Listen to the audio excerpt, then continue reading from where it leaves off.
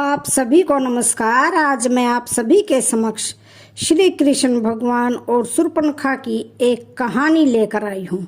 तो श्रवण करते हैं। श्री कृष्ण ने क्यों किया शूर्पणखा से विवाह। शूर्पणखा ने ऐसा कौन सा पुण्य किया था कि श्री कृष्ण ने शूर्पणखा से विवाह किया। दंडकारण्य की स्वामिनी शूर्पणखा ने भगवान श्री राम के महत्वपूर्ण कार्य निशिचरहीन करहूँ मही भुज उठाए प्रण किन है विनाशाय च दुष्कृतम आदि में बहुत सहायता की है। जनमानस में शूर्पणखा की छवि राक्षसी होने, कामी होने, निर्ममता से नरसंहार करने की होने से वह घृणा की दृष्टि से देखी जाती है।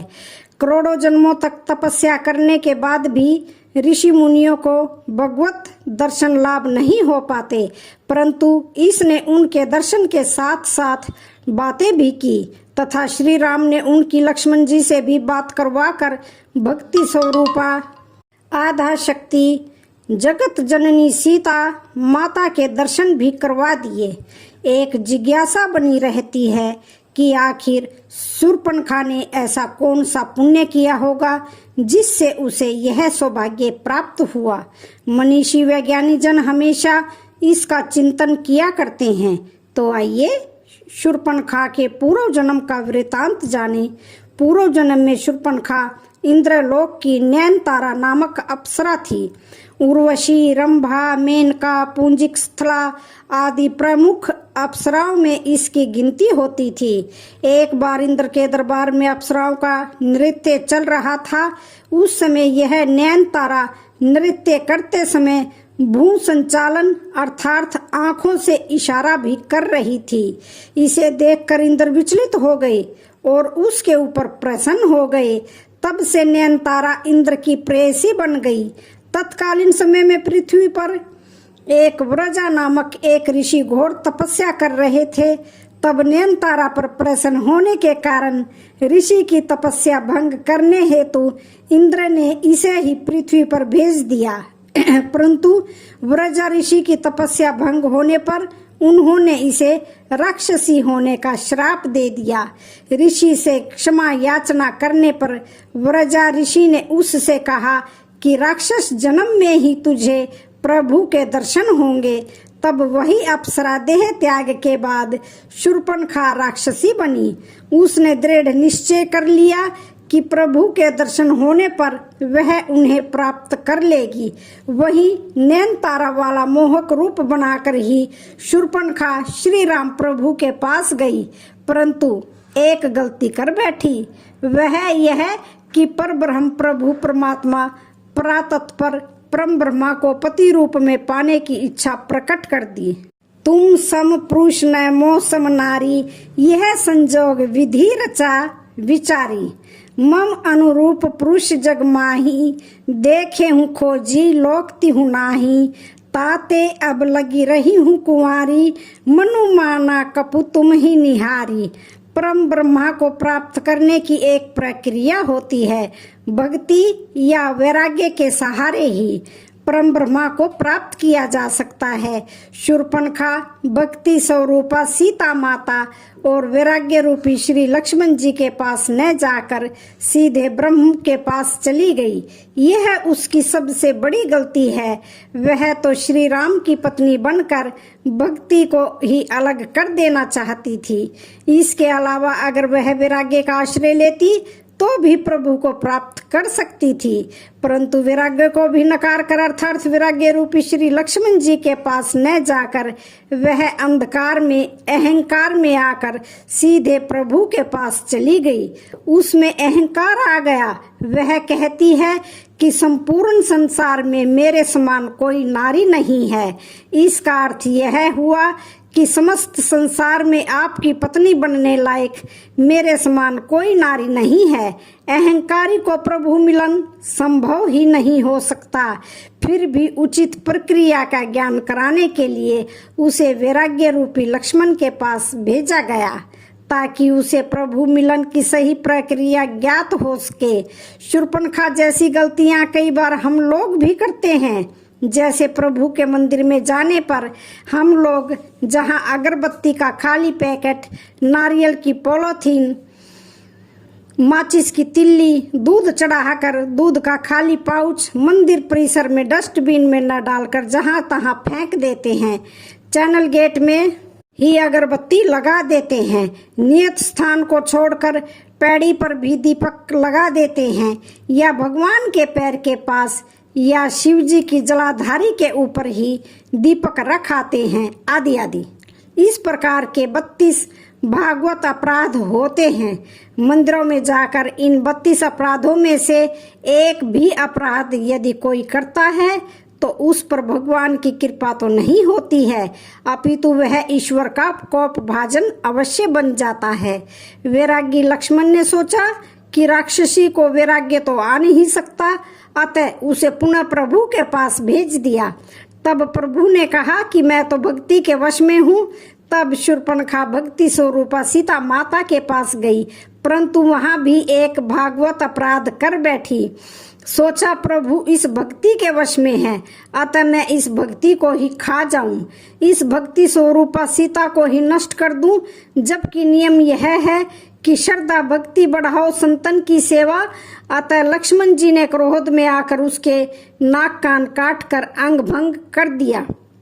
तब शूर्पणखा के ज्ञान चक्षु खुल गए और प्रभु के कार्यों को पूरा कराने विनाशाय च दुष्कृतम के लिए उनकी सहायिका बनकर प्रभु के हाथ से खर दूषण रावण, कुंभकर्ण, मेघनाथ आदि निशाचरों को मरवा दिया और प्रभु प्राप्ति की उचित प्रक्रिया अपनाने के लिए पुष्कर जी में चली गई और जल में खड़ी होकर भगवान शिव का ध्यान करने लगी। शूर्पणखा श्री कृष्ण की पत्नी कैसे बनी? 10,000 वर्ष बाद भगवान शिव ने शूर्पणखा को दर्शन दिए और वर प्रदान किया कि 28वें द्वापर युग में जब श्री राम कृष्ण अवतार लेंगे तब कुब्जा के रूप में तुम्हें कृष्ण से पति सुख की प्राप्ति होगी। तब श्री कृष्ण तुम्हारी कुबड़ ठीक करके वही नैनतारा अप्सरा का मनमोहक रूप तुम्हें प्रदान करेंगे। तो पौराणिक कथा सुनते हैं।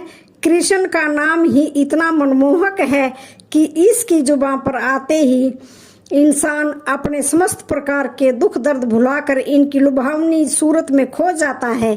अगर हिंदू धर्म के ग्रंथों की बात करें तो इसमें इनके स्वरूप का वर्णन उपरोक्त लिखी बातों का बहुत अच्छे से प्रमाण देती है। यही कारण है कि बचपन से ही श्री कृष्ण सबके प्रिय थे। गोकुल में गोपियों से लेकर वहां की वृद्ध स्त्रियों के लिए श्री कृष्ण बहुत खास थे। श्री कृष्ण की एक माँ थी देवकी तो दूसरी यशोदा, परंतु गोकुल में अन्य रहने वाली वृद्ध महिलाएं भी इन्हें पुत्र की तरह ही प्यार करती थी। आज आपको इनके प्रति प्रेम रखने वाली ऐसी एक ही स्त्री के बारे में बताने जा रहे हैं जिनका वर्णन पौराणिक कथाओं में अच्छे से मिलता है। दरअसल हम बात कर रहे हैं कंस की नगरी मथुरा में रहने वाली कुब्जा नामक स्त्री की, जो कंस की दासी थी। वे नित्य कंस के लिए चंदन, तिलक तथा फूल इत्यादि का संग्रह करती थी। अपने प्रति कुब्जा की इस असीम प्यार व श्रद्धा को देखकर कंस भी अति प्रसन्न था। कहा जाता है कि कुब्जा को बहुत कम लोग जानते थे।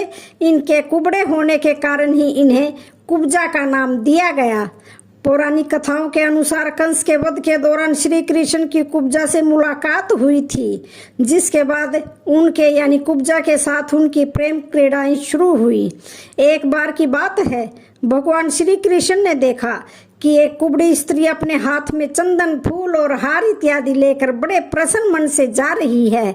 तब श्री कृष्ण ने उससे प्रश्न किया, ये चंदन व हार फूल इतना लेकर इठलाते हुए आप कहाँ पर जा रही हैं और आप कौन हैं? तो कुब्जा ने श्री कृष्ण के प्रश्न का उत्तर देते हुए कहा कि मैं कंस की दासी हूँ। मेरे कुबड़ी होने के कारण सब मुझको कुब्जा कहते हैं। मैं ये चंदन, फूल, हार आदि लेकर अपने महाराज कंस के पास जा रही हूँ। मैं नियमित रूप से ऐसा करती हूँ और उन्हें ये सारी सामग्री प्रदान करती हूँ जिससे वे अपना श्रृंगार आदि करते हैं। ये सुनते ही श्री कृष्ण ने कुब्जा से आग्रह करने लगे कि आप ये चंदन मुझे लगा दीजिए और ये फूल हार हमें चढ़ा दीजिए, जिसके लिए कुब्जा ने साफ इनकार कर दिया और कहा कि नहीं, ये तो केवल मेरे महाराज कंस के लिए हैं, मैं इन्हें किसी और को अर्पित नहीं कर सकती हूँ। कथाओं में किए वर्णन के अनुसार जो लोग आसपास खड़े होकर ये संवाद देख सुन रहे थे, वे सब मन ही मन सोच रहे थे कि ये कुब्जा कितनी जाहिल गंवार है। साक्षात भगवान उनके सामने खड़े हैं और वह उनके आग्रह को ठुकरा रही है। वहां मौजूद सभी लोग कुब्जा के बारे में सोच रहे थे कि वे इतना भाग्यशाली अवसर अपने हाथ से गंवा रही है।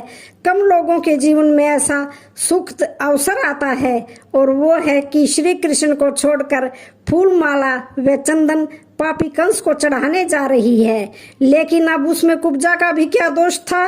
वह तो वही कर रही थी जो उसके मन में छुपी वृत्ति उससे करा रही थी। परंतु अब श्री कृष्ण भी ठहरे हठी, लगे बार बार उनसे आग्रह करने। अंत में वो कुब्जा को मनाने में कामयाब हो गए और कुब्जा उनका श्रृंगार करने के लिए तैयार हो गई।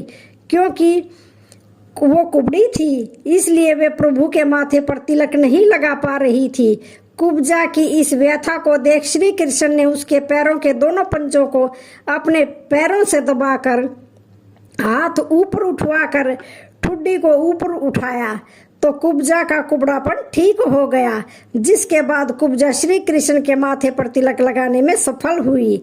कुब्जा के बहुत आमंत्रित करने पर श्री कृष्ण ने उसके घर जाने का वचन देकर उसे विदा किया। कहा जाता है कि कालांतर में कृष्ण ने उद्धव के साथ कुब्जा का आतिथ्य स्वीकार किया। इतना ही नहीं, श्री कृष्ण ने कुब्जा के साथ प्रेम क्रीड़ाएं भी की। कुब्जा ने श्री कृष्ण से ये वर मांगा कि वे चिरकाल तक उसके साथ वैसी ही प्रेम क्रीड़ा करते रहें। जय श्री राम, जय श्री कृष्ण। तो आज की कहानी का यहीं पर समापन होता है। वीडियो अच्छी लगे तो चैनल को लाइक शेयर सब्सक्राइब जरूर करें। धन्यवाद।